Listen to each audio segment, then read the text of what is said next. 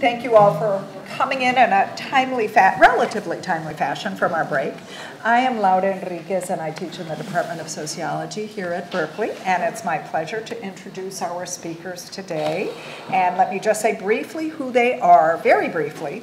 Our first speaker will be Kirby Jones, and he is the president of Alamar Associates. If you would like to know more about his background, you can see it in the program. Our second speaker will be Mark Entwistle. He is the director and special advisor for Acasta Capital. And our third speaker will be Paolo Spadoni, and he is an assistant professor of political science at Augusta State University.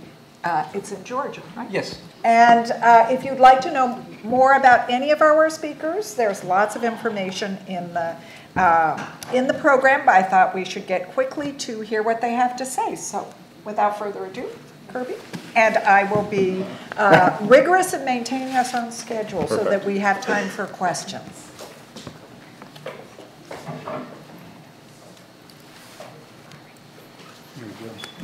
Good morning, everybody.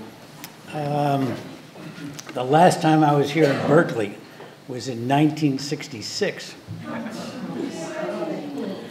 And I was working for the Peace Corps, and it was Peace Corps Recruiting Week. It was also Black Power Week here, and we had a Peace Corps at a table right outside the Sproul Hall. Berkeley at that time was sending more people into the Peace Corps than any other university in the country by leaps and bounds. So I was at my table and talking about the Peace Corps and got in an argument with a passerby. And the argument lasted about, I don't know, 15 or 20 minutes, attracted a crowd. And I was saying how wonderful the Peace Corps was, and this guy was saying how it was a tool of American imperialism and the CIA and everything else. And we sort of broke up, and that guy happened to be Jerry Rubin. And by the laughter, I could tell the age of a lot of people here. But on Friday night in the Greek Theater, Stokely Carmichael spoke. It was a packed audience. On Saturday, Robert Kennedy spoke. So it was quite a week in Berkeley, and at that time, Berkeley was occupying a very interesting role and the center of a lot of activism in the United States, and that's a long history and tradition of political activism. And this conference, although not fitting into Black Power Week, is another example. That's why I want to thank the organizers and thank all of you for coming. What I want to do a little bit in order to set these guys up who are going to follow me is talk a little bit about where the Cuban economy of 2012 comes from. How many people here have not been to Cuba? All right, how many of those who have been to Cuba, how many were in Cuba prior to the year 2000? Prior to 1990? That's pretty good. Anybody in the 80s? 70s? And Saul and Wayne in the 60s and 50s. I don't go back that far. I go back to the 70s. But what you heard a little bit from Julia this morning and what you're going to hear from these folks afterwards is the description of an economy and indeed a country which did not exist just a few years ago. Cuba has a long history of changing their economic structure. And I'm going to take maybe 100 years of history and boil it down to about a minute. To remind everybody that prior to 1959, it was the United States. It wasn't a colony, but it was close to it. We owned all the means of production. The mob controlled a lot of the country. All the utilities and the infrastructure was owned or run by the United States. And so it was, the United States played a commanding role. Then out of the mountains comes this guy, Fidel Castro. And so in the period of maybe 1 or 2 years, the United States disappeared. And Cuba had to essentially restructure 50, 60 years of a country which was based on one particular country. And they got into bed with the Soviet Union. And so for the next 30 years, my dates may be a year or two off, but just for the sake of this conversation, all our eggs were in the Soviet Union basket in the same way that all our eggs had been in the US basket.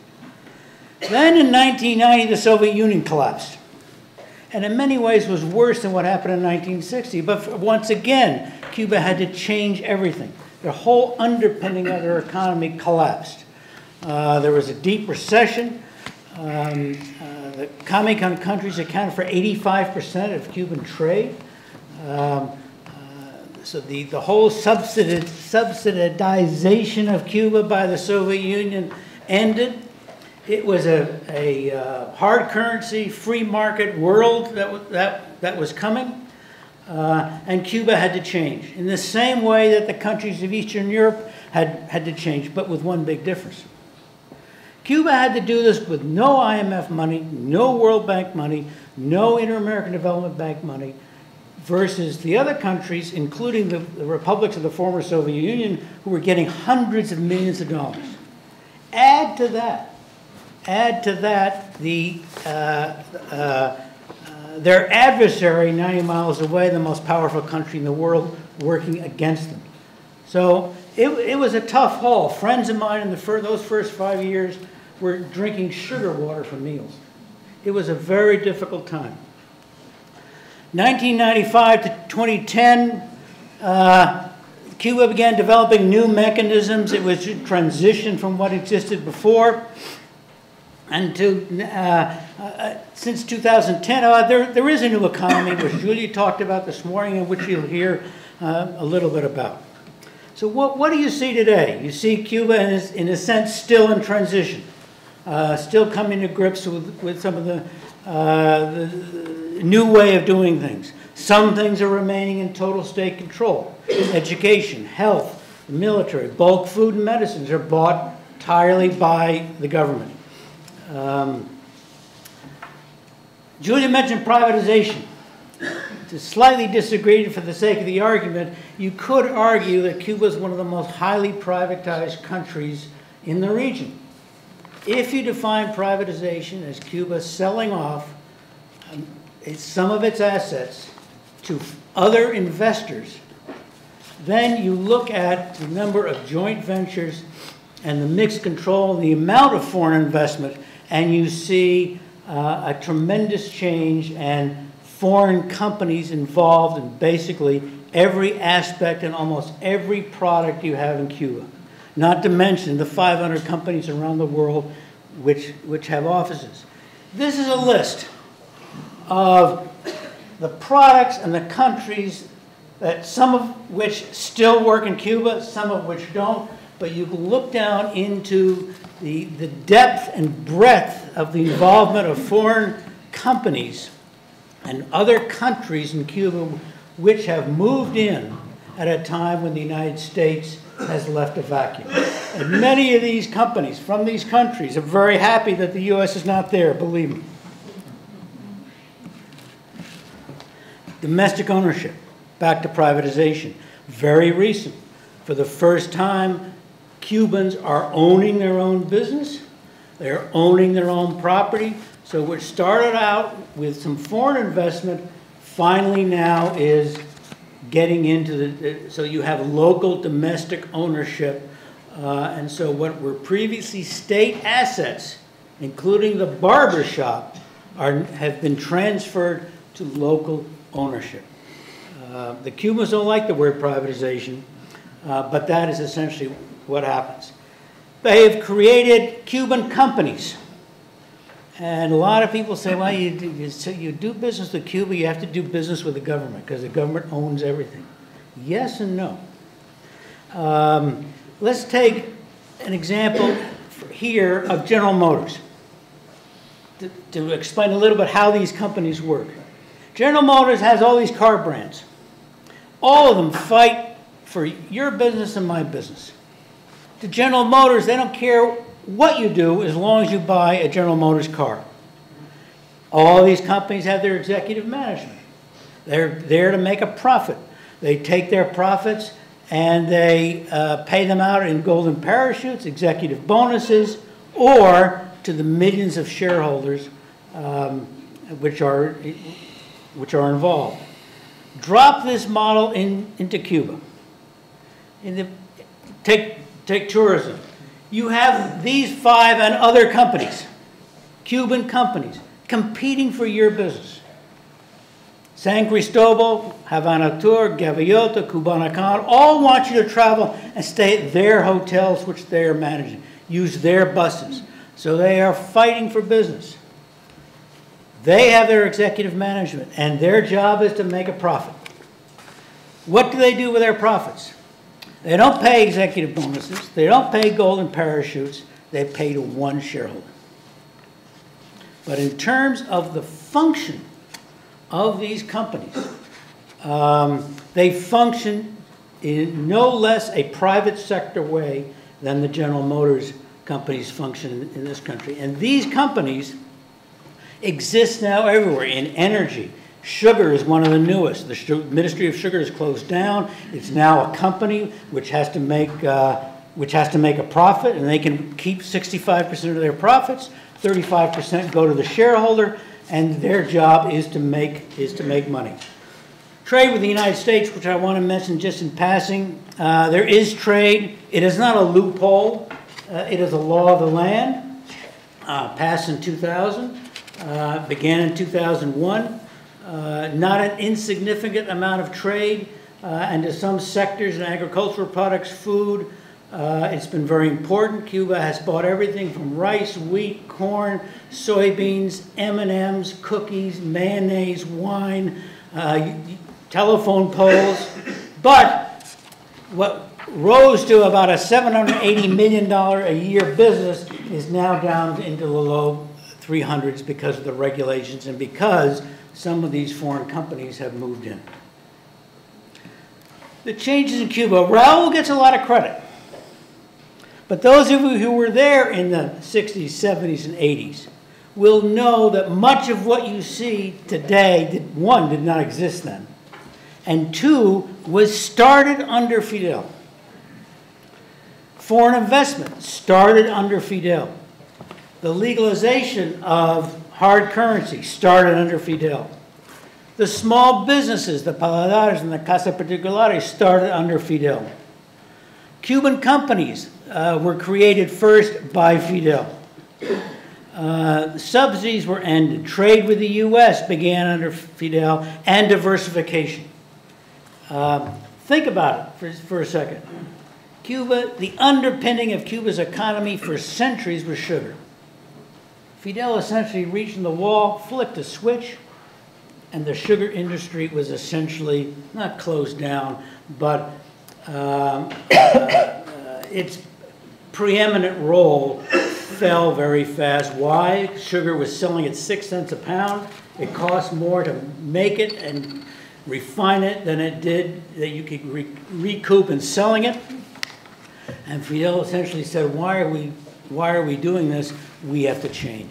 So with one flick of the switch, he closed down centuries of an economic dependence. That is not an insignificant happening. Under Raúl, a lot of what Fidel started has been expanded. And these guys are going to talk about it a lot. You heard about some of them this morning. If you had asked me when I first went there in 1974, or through the 80s, whether I would see these things happening in the life of Cuba prior to, all through the 70s and 80s, early 90s, I would have said you were crazy. That this is a different country than it was just a few years ago. They are new to this process. When I worked at the World Bank, I got involved in the privatization efforts in the republics of the former Soviet Union. And they started with bakeries. The first thing that was privatized in Russia was a bakery, not a hairdresser, as was the case in Cuba. There in Russia, you had a population which was thinking one way for 70 years. enrolled the Harvard economists, funded by USAID, saying, think a different way. Not easy, and it was not successful. And what you see in Cuba under Raúl, yes, from the U.S. point of view, from our point of view, we like politicians, heads of state, to make big announcements. I am announcing this new policy. We are going to do this. Cuba has a different style. They trial and test things out outside of Havana in the rural areas to see if some things work. And they say over and over again, we're going to do it our way. And our way and our timetable is not your timetable, particularly in the United States. Transitions well underway, changes in Cuba, new generation. Who will come after Raúl?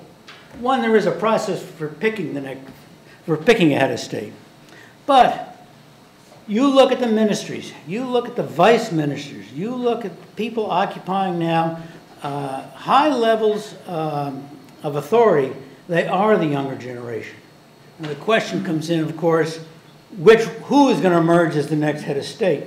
That I don't know. But that new generation forms part of the institutionalization of this process. And it's not just that new generation, it's also all those companies from those countries that have investments in Cuba. They've got a lot of money involved. And unlike Eastern Europe, where there's no foreign investment or very little foreign, it is this community in whose interest stability is because of the money involved. And so you have a new generation which is not all in place, but a lot of them are in place. You have a foreign community which has a vested interest now in this economic and financial success of Cuba. So that institutionalization will exist without a Castro. If Raúl and Fidel died tomorrow, those companies would still have their investments. People would still go to work. The structures of that, not all of them, obviously, there's more to do, more reforms to do, but the fundamental structures and the fundamental direction is there. So the post-Castro era, we are seeing the post-Castro era. Who would have ever expected that Fidel would voluntarily step down? Oh no, he's going to stay forever. He's going to hang on forever. Right? Well, he didn't.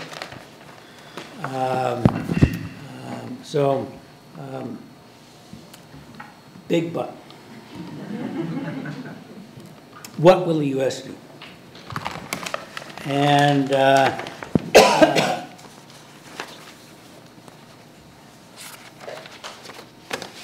one point, I think this was true through the 70s and 80s, up until the early 90s, the U.S. was very important to Cuba. Very important. But since the entrance of all these other countries, the activity emanating from all these other countries, with the Brazilians and the Chinese pumping in hundreds of millions of dollars, Cuba is used to this embargo. They're accustomed to it. They deal with it.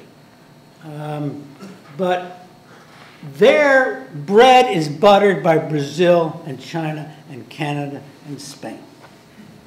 And all the talk of, if you do this, we will think about doing that. I can tell you from talking to people, the Cubans are up to here. That doesn't work anymore. 44 senators sent a letter asking for the release of Alan Gross. What can those 44 senators do for Cuba? They aren't even a majority in the Senate. And whereas before, Cuba did, in the 70s, they released political prisoners. They returned aircraft and monies and this, that, and the other thing, all because that will help a process of normalization. It never happened, obviously. And you can make the argument, which I will for the sake of it, that the embargo now is tighter than it ever was. Obama administration has fined more banks and financial institutions around the world for doing business with Cuba than Bush ever did. The AID program still is going on, despite one of their employees in jail, is still going on with, and some of the contracts, and you look at the wording of it, say a warning, you should be sure to warn your people that they could get into trouble in Cuba doing this. So, now, how is that, can that be solved? Very easily. Some president has to decide, this doesn't make any sense. This is not doing us any good, and just change. And my own feeling is that the Cubans, because America's importance has decreased, because they are finding friends in other places, I see nothing so far from the Obama administration that would lead one to believe that there is reason to believe that a policy will be changed, maybe. But it, again, would not surprise me if 4 years from now, 5 years from now, you have another conference here talking about what are we going to do about the embargo. So with that, I leave you. Thank you for your time, and I'll be glad to take any questions.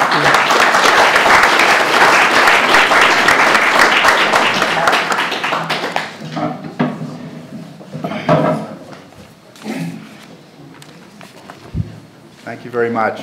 I'll take Kirby's lead and come up here rather than sit there. Thank you very much for having me. I looked around the room earlier, and when Kirby asked how many people had been to Cuba, and a heck of a lot of hands went up. I'm Canadian, so I might be maybe one of the few non-Americans here. And of course, I'm used to going to Cuba a lot. I've been going to Cuba for 20 years, probably. I can't even count the number of times I've been to Cuba, and of course lived and worked there for years as well. But very rarely, certainly when I speak in the United States, is there a room that has so many people who have direct experience with Cuba than here at University of California at Berkeley. So this was very interesting for me.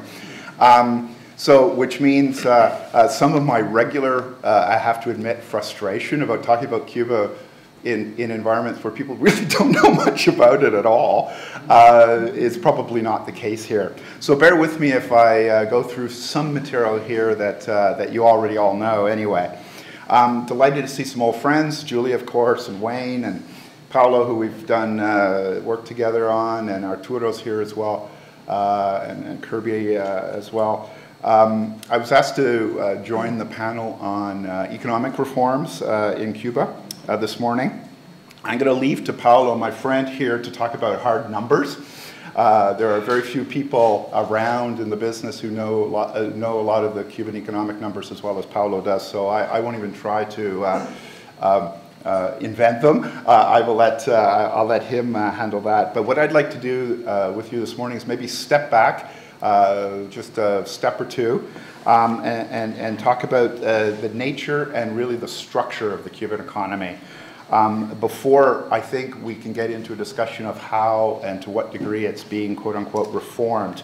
And hopefully at the risk of not frustrating any of you in the audience who are economists, even before that, and I hope you'll bear with me because you'll see, I think, I'm going to even go back another step or two and offer some kind of baseline sort of personal observations after a long time in and around the Cuba issue about the nature of Cuba itself before even getting to the economy. The thing about Cuba, and I've got notes here and I'll go through them fairly quickly. The thing about Cuba is that everything is kind of interconnected. That's why I felt that I need to do some sort of preambular commentary first. And it's a little bit really like a rabbit warren when you're entering into a conversation about Cuba. Any discussion, in my experience, really needs to be framed because there's a set of assumptions and ideas that I think you got to kind of get out in advance of having a discussion on some of the more specific things. It's not a country that's really prone, in my experience, to treatment in kind of self-contained silos, and I think it's probably one of the most truly integrated and interdisciplinary subjects that could be discussed at a great university campus like this one that certainly I've ever seen. And that kind of that connectedness of discussing Cuba is not because it's necessarily a good thing or a proper, even academic way of presenting it, but because that is the way Cuba is. So rather than observations, maybe in fact my next couple of comments will be more, especially for this audience, more in the category of perhaps some reminders. Firstly, there are multiple Cubas, all existing simultaneously. Each one of them is a snapshot, is equally valid at any given moment. Sometimes, you know, I hear people saying, well, Cuba this and Cuba that. Well, it really does depend to a large degree on which part of that reality or which angle or which facet is catching the sunlight at any given time. Lots of these component parts of this kind of kaleidoscopic thing that is Cuba are all, in fact, mutually contradictory. They can all exist simultaneously in glorious contradiction.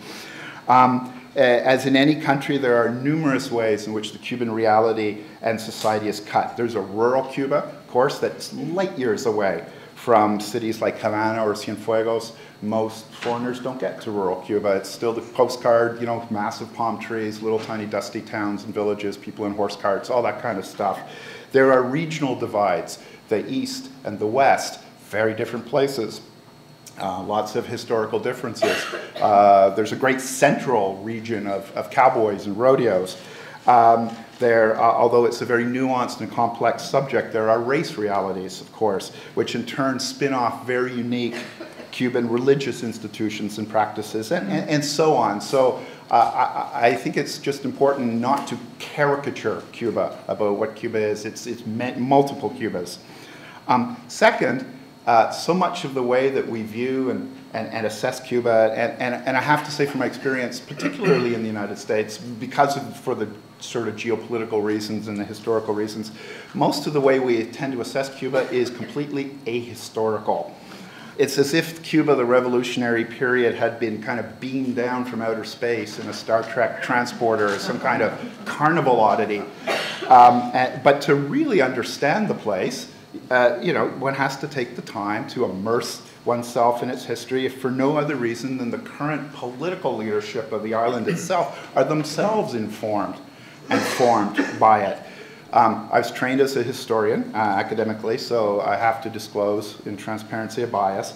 But rarely have I seen a national experience where the historical context so directly affects the governance of the country. Entire policy options are ruled off the table because of the impact and weight of history, where the experience of the economic and political relationship with the United States, for example, clearly, which can only be described as a hegemony throughout the first 6 decades of the 20th century, and well before that too, have created, for example, a hypersensitivity around sovereignty, national sovereignty issues. Very, very Cuban, exists to this day. The experience with the perceived failure of the Russian experience in economic reform and a feeling of betrayal by the Russians at the time from the perestroika period under Mikhail Gorbachev have served to inculcate an assumption in the leadership of cautious incrementalism as tactic. Third, Cuba is a fusion nation. It's all races, backgrounds, Europeans, Africans, active presence, needless to say, Spaniards, Americans, Russians, all in their time and their place, Arabs, Italians, you name it, all over the years. So a corollary or an outcome of that experience is that the Cubans are cultural assimilators. They will pick and choose elements of experiences and models as they think they may work for them, without feeling obliged to adopt entire ideologies or templates or models. They create hybrid Cuban versions of models, and they've been doing this for hundreds of years and still do it. Cuban socialism, for example, in 2012, is a quixotic and quite unique creation that bears no resemblance to any other political experience. So this is why Cuba can float sovereign debt bond instruments on London stock exchanges, accept subsidized oil from Hugo Chavez's Venezuela, trade openly with the United States, and court China for lines of credit, all simultaneously, without missing a beat and unperturbed about ideological purity. Fourth, Let's not forget that Cuba is a poor and developing country with, frankly, a troubled past. I believe that the process that you see often and it's totally understandable why it happens, but the process that you see in Cuban communities outside of Cuba, of kind of creating this sort of nostalgia-wrapped kind of dreamlike version of an idyllic kind of middle-class Cuba that existed before 1959, I think has actually done a disservice to understanding the realities of Cuban economic development. We all know the usual statistics. The early adoption of steam trains before Spain back in the 1830s, to television in the 50s, and then the first have color TV, the highest use of telephones in Latin America, et cetera, et cetera. All of that was true, 100% true. So when times were good over 2 centuries in the sugar industry, that allowed the creation of cases of great individual wealth, and buildings were built and highways constructed, all true. But equally true, and at the same time, the dominance of sugar monoculture distorted the Cuban economy and made the country a historic net importer of all food at great cost. And the profound implications of these distortions have continued, in fact, to this day. The political culture of the Republic was thoroughly and I think unarguably corrupt to the core. Cuban nationalism was a potent force within the government of Cuba, even by the 1930s. A relatively strong, homegrown, old Communist Party played a completely open role in Cuban political life for long stretches of time. And Batista even had 2 communist cabinet ministers in his wartime elected government in the government of 1940. So the picture is very nuanced, and an understanding of Cuba, I don't think, is advanced by creating myths when all national narratives already have enough myth-making as it is. Lastly, everything in Cuba is, in essence, political. That includes the economy. Policy options are ruled in and out against a background of political considerations and perceptions. For example, in the minds of the Cuban leadership, nothing can be done to create vulnerabilities or court risk in the face of a hostile United States that continues to maintain its unilateral trade and investment embargo. But yet, for them, and here kind of putting on, sort of slightly wearing their hat, in a very kind of curious and quite sort of baffling twist, while the embargo is maintained, which is perceived to be quite hostile, the government of the United States wants to talk simultaneously about how US companies can gain market access to the Cuban marketplace. So there's a political context. Cuba is a nation and a family divided, but channels of communication must be maintained to the less hostile majority of the community outside Cuba. In their heyday, remittances from family and friends overseas made up perhaps $1 billion in financial transfers a year. So national networks of retail stores must be opened, supplied, maintained. Currency exchanges operated. Telephone and mobile systems put in place, even with special offers, whereby people outside Cuba can deposit money via the internet to the mobile telephone accounts of Cubans on the island. The domestic political agenda in Cuba, and of course Cuba has its domestic politics to be sure, is dominated by the need to do several things: to maintain the availability of electricity, transportation, and food supply in the cities principally. And these are the core priorities of the national economy. So this propels Cuba to do everything from maintaining a relationship with Venezuela related to subsidized oil supply, to developing a foreign tourism sector with which to earn hard currency. When I said earlier that there are multiple Cubas existing simultaneously, well, there are also various distinct Cuban economies existing simultaneously as well. I would count at least 4 different economic constructs. First, there's the Cuban national economy, which is denominated in Cuban pesos, in which most Cubans live full-time, especially in the countryside and in smaller provincial cities and towns. It's characterized by heavily subsidized utilities, rent, and public transportation when that works and exists, entertainment, free education, basic foodstuffs, that kind of thing. But it has no meaningful retail sector and no consumer goods at all. Then there's a retail sector denominated in convertible pesos, the famous CUCs, the CUC, an equivalent to hard currency. This is where all the consumer goods live.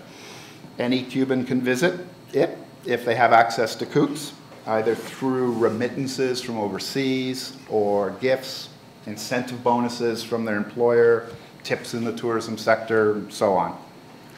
The next part of the economy is the emerging intra-Cuban professional services sector, also denominated in CUC, where Cuban tradespeople, professional service providers of various kinds, operating under license, operators of the small bed and breakfast establishments that some of you may have stayed in, family-run restaurants, the paladares. This is where they all trade their services. It's open, again, to all Cubans with CUCs, which of course is far from universal. But the number of participants in that sector and its activity is growing steadily. It's in this sector which, in theory, will absorb most of the hundreds of thousands of people to be laid off eventually from state enterprises, whose salaries and benefits the state can no longer afford. At the policy level, this labor market adjustment could be revolutionary in creating a new small business sector, the kind of motor of job creation and domestic economic growth in other countries. But there are many challenges in making the transition, even for those willing to do it. For example, there is a need, I believe, in Cuba for a national skills training strategy to help people prepare for new jobs. A number of people in this particular sector have been legalized for activities they were already doing illegally in the past, and they're already skilled workers. So to move the large numbers of people out of state jobs, I think skills training is something they'll need to look at. The licensing process is bureaucratic. Perhaps the tax obligations are too onerous that are stifling many of these fledgling businesses right out of the gate. There's the difficulty of finding, reliable supplies and products necessary to do things like running your hair salon or little private bakeries or cafes. And then lastly, the other part of the main economy is the foreign investment and foreign trade enclave, again running CUC. This includes the tourism sector, all joint business between foreign and Cuban companies, everything from managing hotels to operating mines, developing pharmaceuticals. This sector, of course, is firewalled from the national economy and exists for the purpose of providing access to capital, technology, and know-how in areas of strategic importance where the Cuban state cannot supply such elements by itself. The Cuban approach to direct foreign investment is highly utilitarian, pragmatic, and intended to strengthen the capacity of Cuba Inc. to survive, not to share it with foreigners. Of course, to truly paint the most accurate picture possible, there's also a fifth economy, which is the zone flowing from kind of gray to black, in which unlicensed tradesmen, provide services under the table for cash. Others moonlight.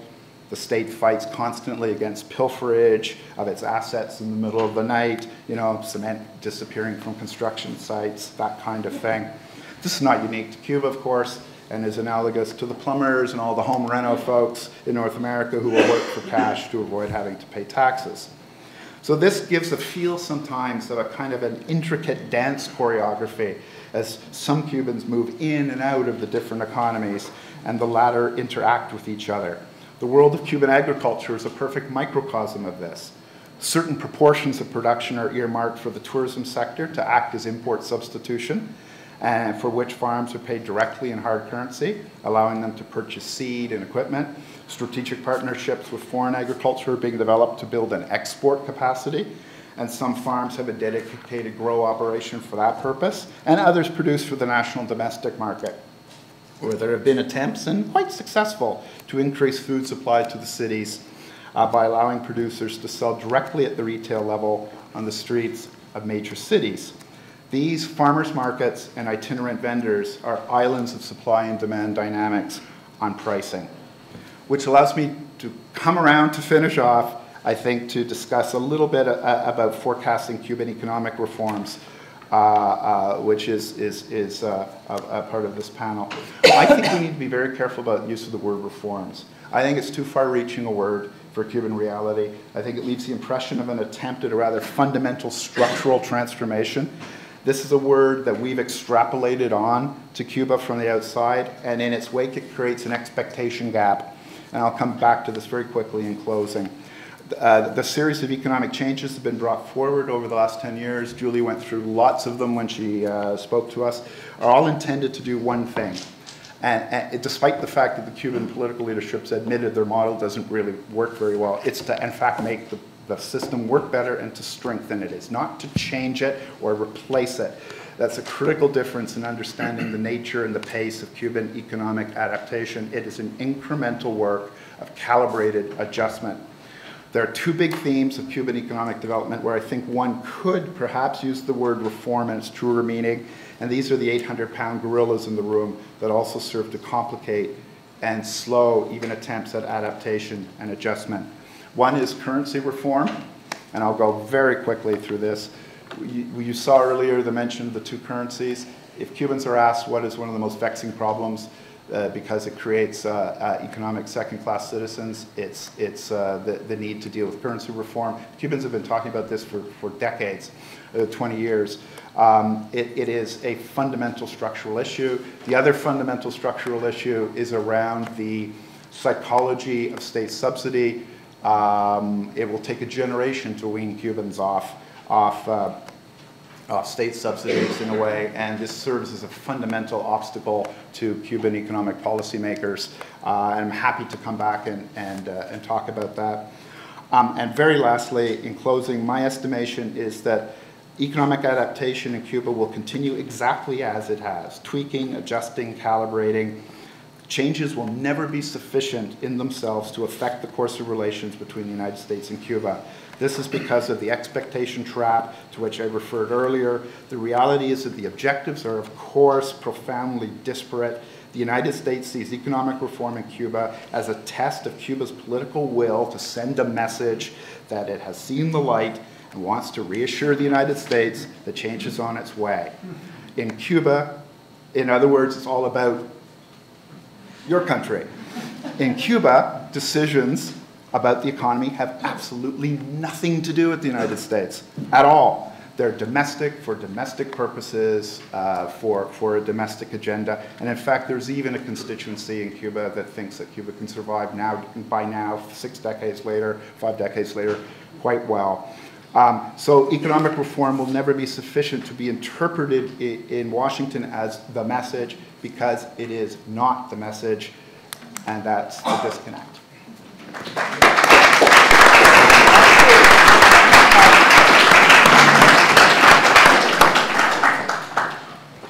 Thank you, everybody. Very happy to be here. First time in Berkeley. I'm also very happy to share the stage with so many people who seem to have a genuine interest in Cuba, who have been traveling to Cuba, and also a group of experts that I found very impressive. As you can hear from my accent, I'm not American. So I was born in Italy, born and raised. Sometimes, still today, I think about how way less stressful is a 9-hour flight from Milan to Terminal 3 in Havana than a 45 minutes flight from Miami to Terminal 2. Every time I arrive, I always think about that. I used to be, stress-free, the experience, and now much more stressful is going to Cuba. But leaving aside that part, what I will talk about today is the current situation of the Cuban economy. I tried to put not too many numbers. I compressed them into figures, but they are there. And at the end, I will talk about the reforms of Raúl Castro, what I think they are leading to. Every time we have to think about how the Cuban economy is moving forward and what kind of things that are taking place in Cuba, we also have to remember at the beginning the list of problems and what are the kind of major challenges that the Cuban economy is facing. Well, I put there a long list, and the list I would have to single out a few things. First of all, low productivity across all economic sectors in inefficiency. The issue with wages, real versus nominal wages. The issue of unemployment, which was a problem even before the Cuban government decided to begin to lay off a significant number of people. The dual currency system that has created segmented markets, and to the point that it's even difficult and sometimes even impossible in Cuba to figure out whether a single economic sector is profitable or not. And then the liquidity shortages that have been improving over the past year and a half, but still are significant. In terms of good news, I would say Cuba, right now, the Cuban economy is the main source of our currency, our export of professional services, mainly doctors. I will be talking about that in a moment. The number of tourists has been going up to 2011, and also the number of revenues. So there are some good aspects to emphasize in economic terms, but obviously the list of promises is quite impressive. Now, overall, the situation with the economy, Cuba experienced a major improvement in the mid-2000, 2005 to 2007, mainly driven by export of professional services. Then we had a deceleration and actually a deterioration of the economic situation since then. The problem, in part, was the global financial crisis that has affected Cuba as well. But some of the problems that the Cuban economy is facing are chronic problems. So when I talk about low productivity, little export diversification, the domestic savings and the limited exchange reserves, those are chronic problems. In terms of trade, what Cuba has been doing since 2008, as you can see there from the minus 37% decline, they curtail imports from abroad. They also curtail lots of state investment that have been taken up in the previous couple of years. Overall, they had a surplus in the past 3 years, but that surplus is mostly because of export of professional services. And one thing that we have to remember is that those services don't really generate fresh currency in the hands of the government for the most part, since the money is committed to the purchase of oil from Venezuela. There is some money, but the vast majority is not fresh cash. And also one thing that I put there in parentheses is the re-exportation of oil products. If you take a look at the statistic, you will see that there has been a significant increase of oil export. At the beginning, 2008, when it was first reported, many people thought about the refinery in Cienfuegos, and indeed the economic figures were showing an increase in oil refinery. But if you look at from 2008 until 2010, that has remained stagnant. So there's no doubt that a significant amount of money Cuba is receiving from Venezuela is also re-exported under special arrangement with that country. Then, this will give you an idea how the Cuban economy is mainly composed today. You can see the other services share of the pie. It's more than half. Those are mostly doctors and professional services. At some point in the early 2000s, tourism was almost 40%. Today is less than 16%. And the other goods, the 17% that you see there, is oil. Sugar, less than 2%. Tobacco, 1.4%. Pharmaceuticals have been growing, but still quite negligible. Now, as I was saying before, most of the money is committed to the purchase of oil. So in terms of building their currency reserves, Cuba must rely on nickel export, tourism, remittances, in order to do that. Then, I only have a few of those figures, but just at the beginning to understand the nature of the promise. Agricultural production is a major problem in Cuba. Raúl Castro has made agriculture the top of his list of things to change. And indeed, most of the reforms have been in the agricultural sector. But even if those reforms have been implemented, it might be too early, but certainly it doesn't look good that the agricultural production has been declining despite those reforms. Cuba imports more than 60% of the food it consumes, and if you look at the ration stores, it's even more than that, it's 70–80%.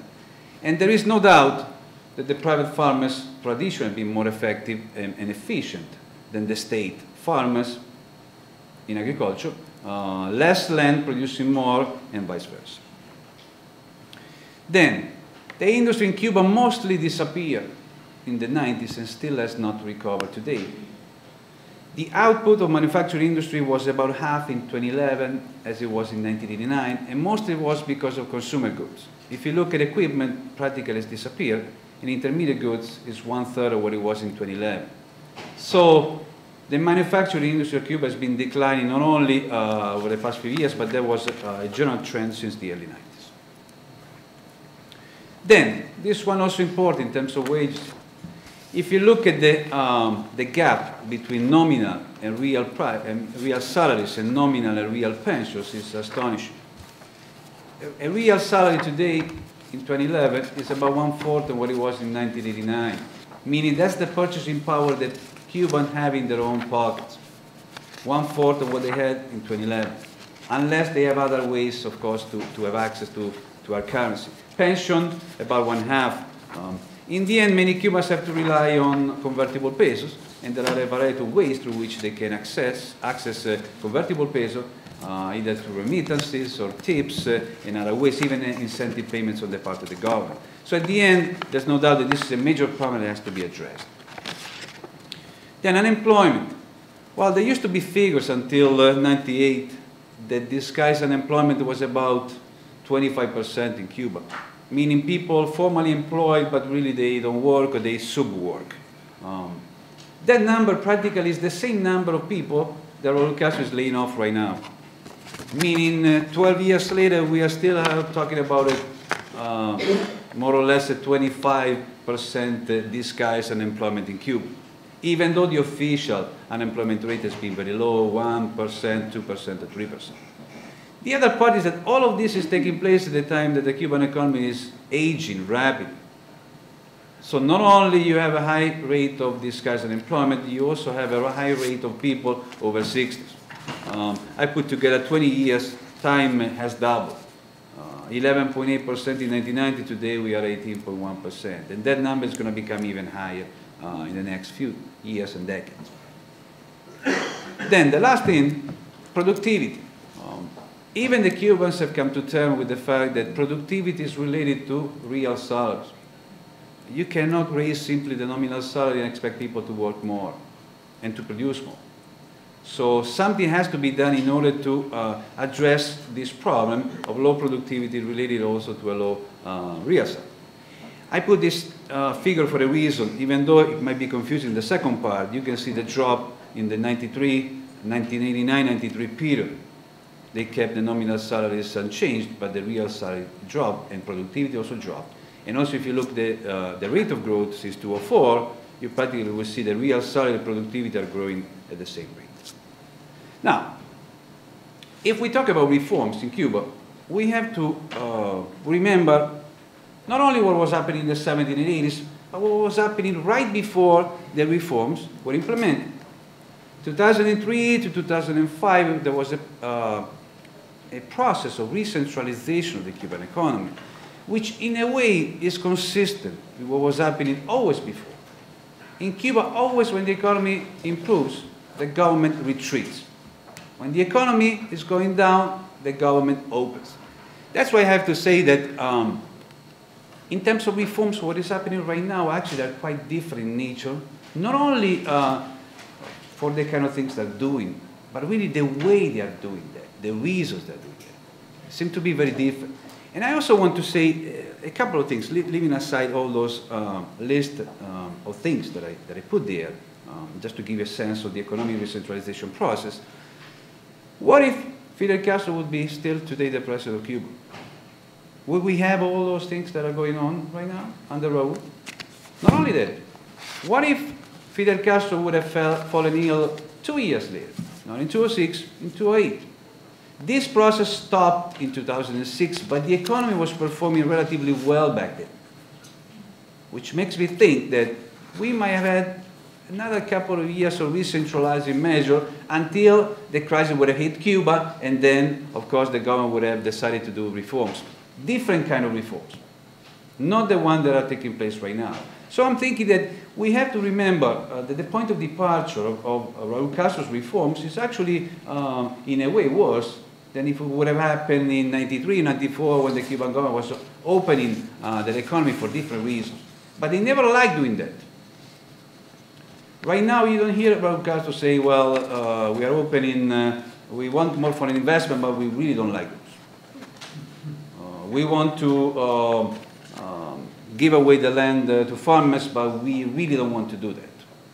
So now you hear a different political message coming out of Cuba, also because the nature of the reforms is different, and less, I would say, conjunctural than it used to be done before.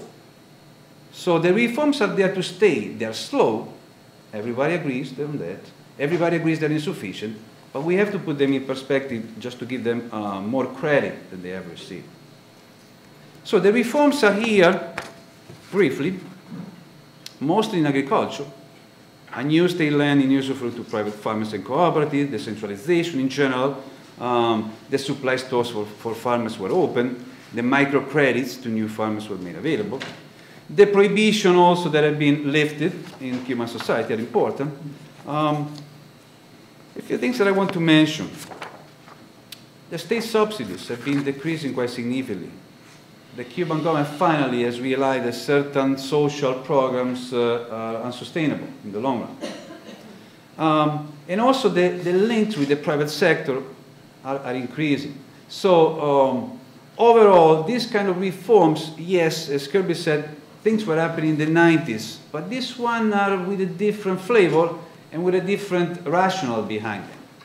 In fact, this one have a pace of their own as compared to the one in the 90s. And when the economy started to recover, they practically retrenched. Nowadays, if anything, is happening the opposite. So, some of the things that were called for in the Lineamientos that were approved in 2011, what has happened and what has not happened. Number one in the list, more autonomy to state firms. One of the problems with state firms in Cuba, they are inefficient notoriously, and they have low production.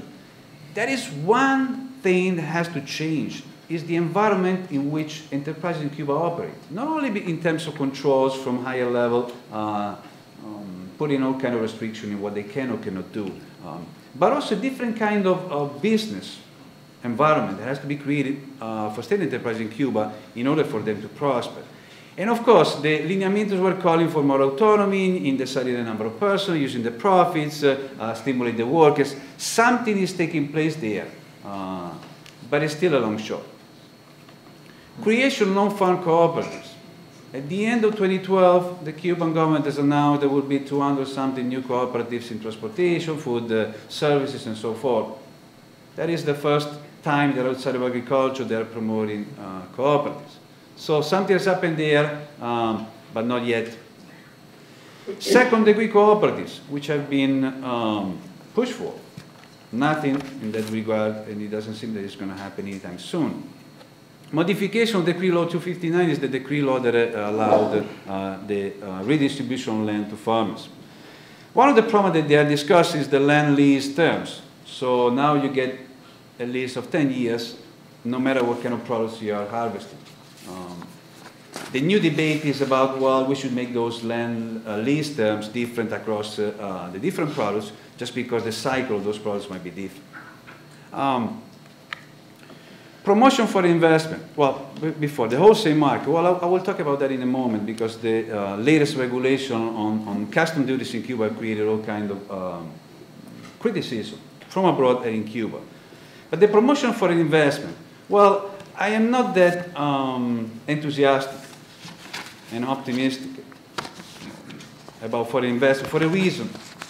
The Cuban government say, well, we have to accept more and more foreign investment. If you look at the figures, actually there's been a huge decline over the past few years. If anything, even joint venture with Venezuela have not moved forward.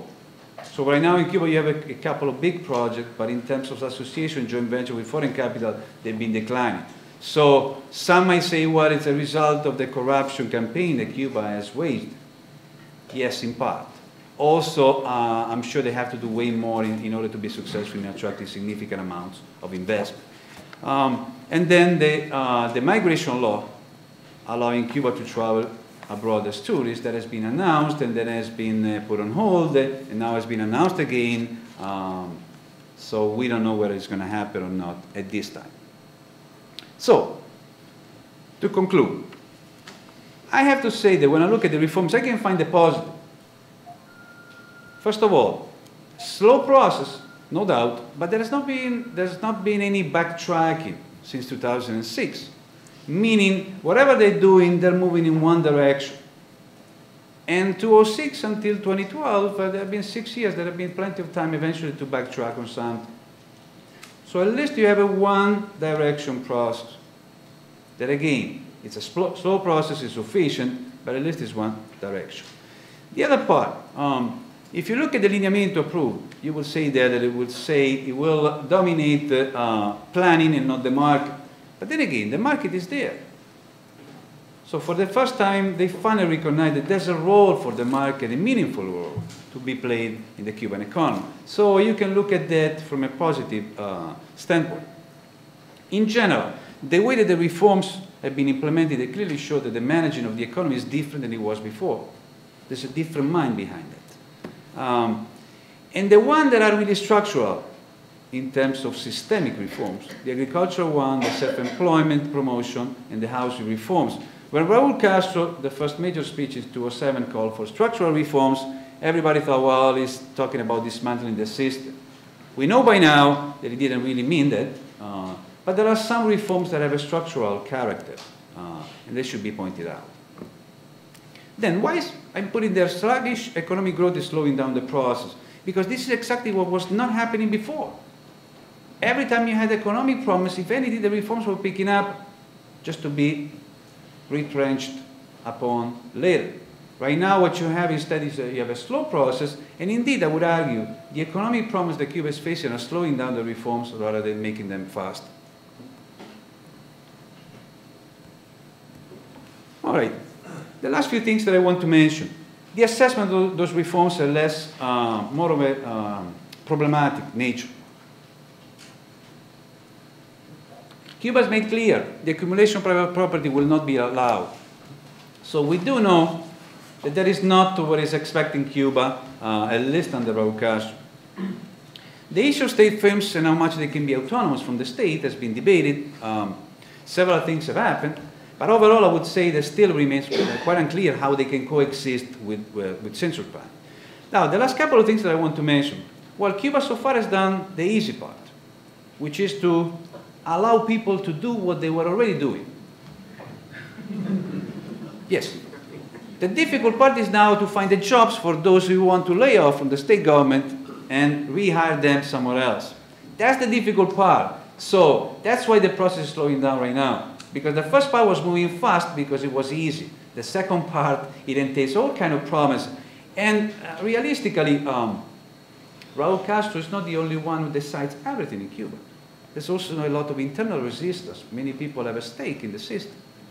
So what is taking place so far is really to figure out how we can move to stage 2 in a way that will preserve the system, but at the same time will give jobs to all the people that will be laid off from the state sector.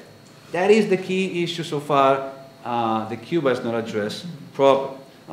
Finally, they have to realize one thing. If you want to have a higher production, you want to have a higher real salary, you have to liberalize the market. You have to, in a way, reduce the role of the state and give market mechanisms more emphasis. There's no other way around. You can still preserve the system.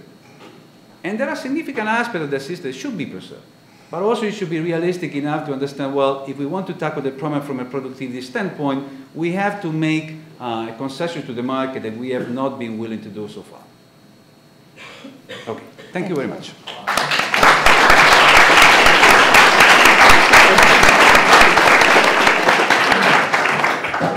I'm assuming that some of you will have questions that will be posed to our presenters.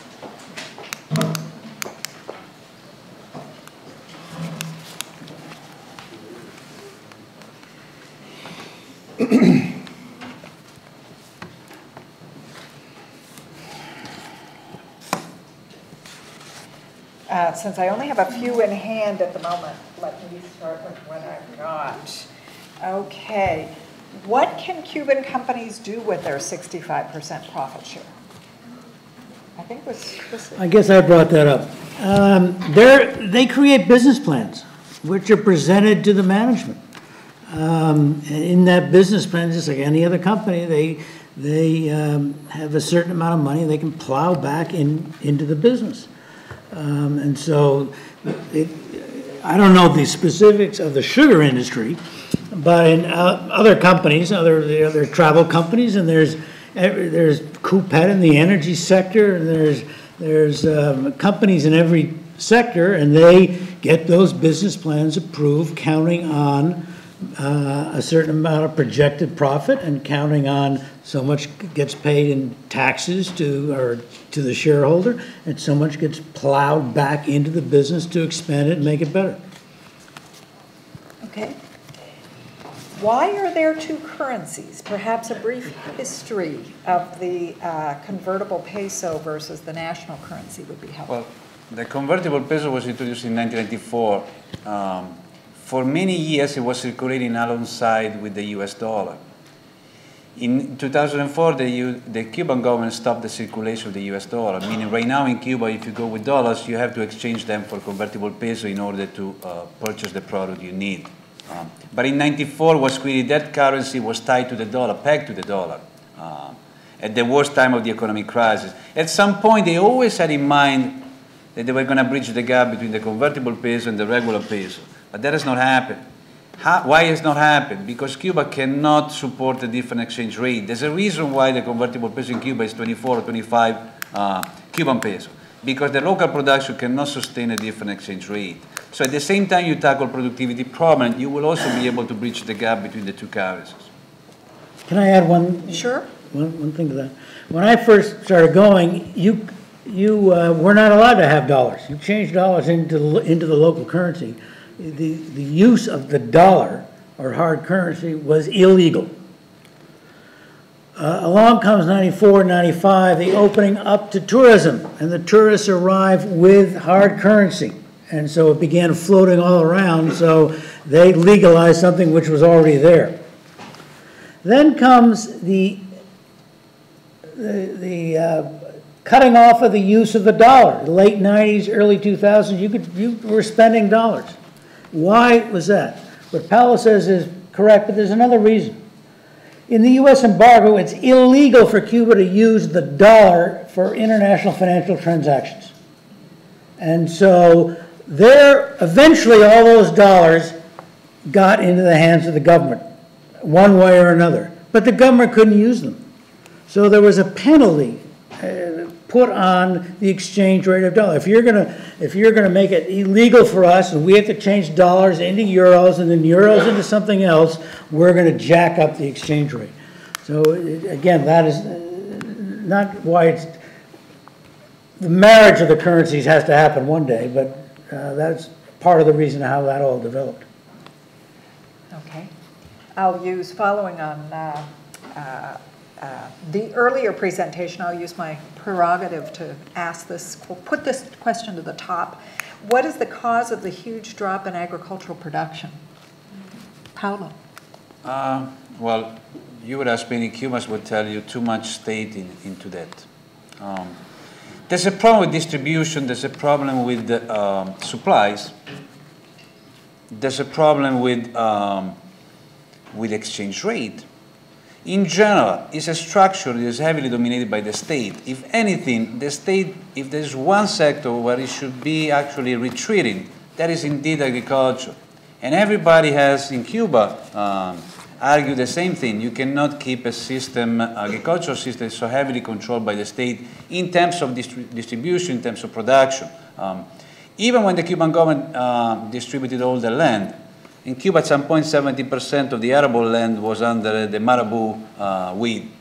Well, you're given the land, but you don't have the tools, first of all, not even to clean the land before you start eventually to produce in the long run. And then it comes all other restrictions in terms of quota that you have to meet for the state before you can even start to sell in the free farmers market.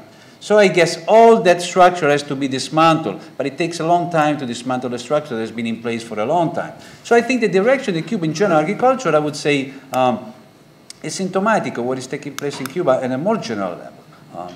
Things are moving in one direction, but it takes a long time to dismantle all that system. So China, Vietnam, they started from somewhere. So at some point the reforms picked up, but at the beginning they started from agriculture. Cuba is doing the same. So I guess that was my answer. Thank you. Okay. For Mark, as recently as July, most informed Cubans I spoke with were more concerned about the demographic problem of the aging population and loss of working age sector than about most other issues mentioned here. Can you expand on this? Yeah, it's a good point. Cuba is an aging society, and I think a lot of Cubans of a certain generation are quite understandably very concerned about their future in a old age security and pension context where the state is in fact increasingly unable to provide the social safety net. And it is a profound demographic challenge in Cuba. An aging population. It's also to be absolutely blunt as well. It's for those of you who go, you know, Cubans are highly educated. They're smart, but they're also now profoundly fatigued and tired as a society. They've been through a lot of stuff, and a lot of these changes that Paolo's talking about carry with them huge amounts of personal stress. That 500,000 to 1 million workers who are supposed to be laid off from the state payroll. This has caused profound personal, family, community, and social stress in Cuba as people wonder how they're going to make the adaptation. So it's an issue, absolutely. Okay, this isn't directed to any one of you in particular, so any of you can comment. Do you foresee the emergence of any hybrid enterprise strategies unique to Cuba? Don't all answer at once. No. I can make a quick comment. I don't think there's going to be a hybrid system, but every economist in Cuba has been arguing for the same thing. You must have a different exchange rate in the business sector to begin with. That issue of the double exchange rate, why is so important? Because many times companies in Cuba cannot really figure out whether they are profitable or not. And if you cannot figure out that, you can also not figure out what kind of strategy you can do to improve things. So at the end, they will have to start with the exchange rate in the business sector, then move to a unified exchange rate for the population. But for the time being, in the business sector, different exchange rate, and also more autonomy, real autonomy for state firms to decide what to do with the money and the profits they make. So those two things will happen. I don't think they will operate in a vacuum. They will make them in a completely different system. But that will happen eventually if they're going to be serious about tackling the particular problem. It depends how you define hybrid.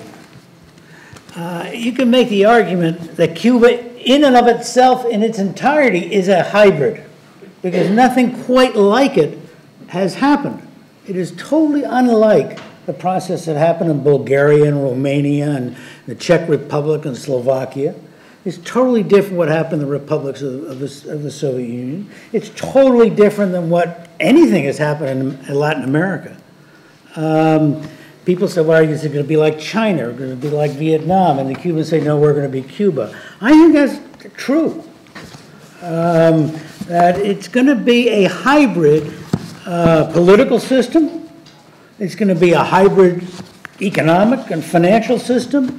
And there are going to be bumps in the road on the way. Remember, you're taking a country that is, for 100 years, has lived something different, and you're asking them to do something totally new, to change the mindset of lots of people, including the elderly, who are worried about how they're going to live out, including the younger generation who wants to be architects. Where am I going to get a job as an architect? Because I can't get it. Now, that young architect, that counterpart in rural Mexico, doesn't have that problem. Because the counterpart in rural Mexico never went to school to be an architect because he couldn't afford it. So which problem do you want to have? So you're dealing in hybrids, I think, at every level, and what makes Cuba so interesting is that we're watching this process unfold right in front of us. What is the role of the Cuban Chamber of Commerce? Yeah, the Cuba. No, go ahead. Welcome Wagon Agency. Yeah, the chamber.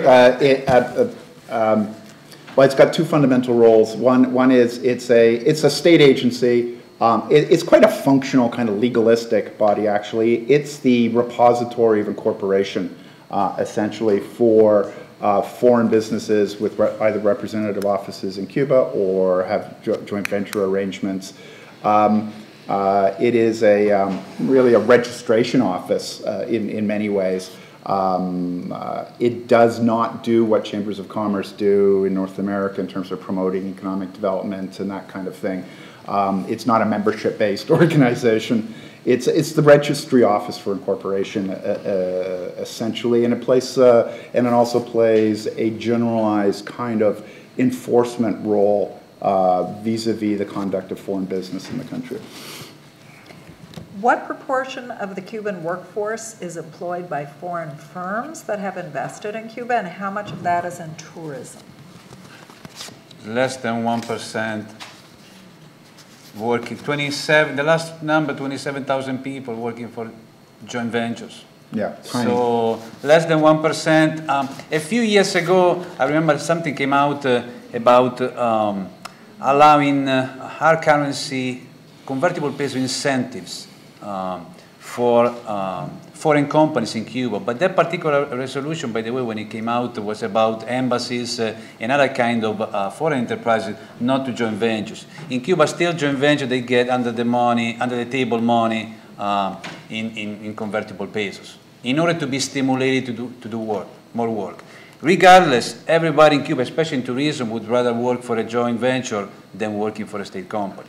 You're much closer to hard currency, you get tips or kind of bonuses that you can get, not millions bonuses, but still, it will make a difference in Cuba's life. But in terms of employment, less than 1%, and if you only, in tourism, we have to consider one thing, that many enterprises in the tourism sector are not joint ventures, are management contracts.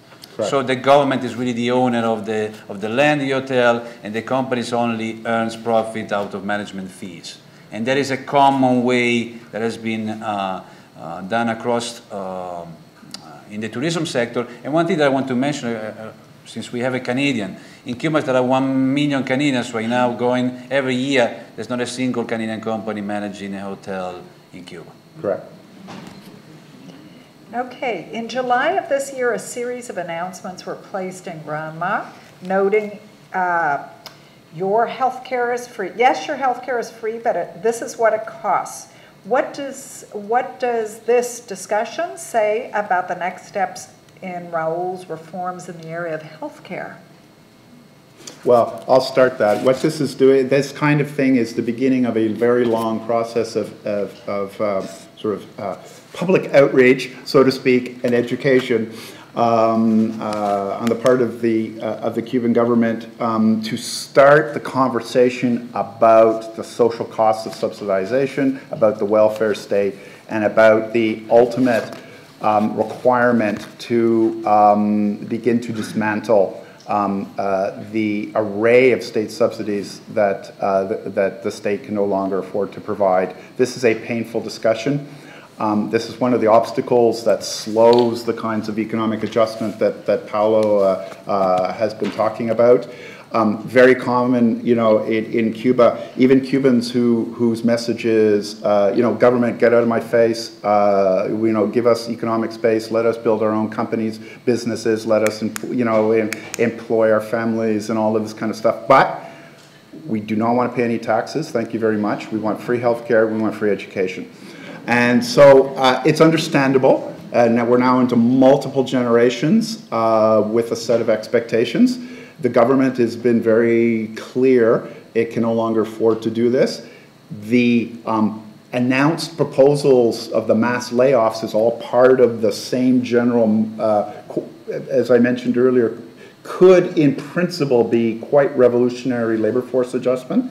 And part of that is to also start to dismantle the welfare state psychology, which all Cubans have from top to bottom in every walk of life.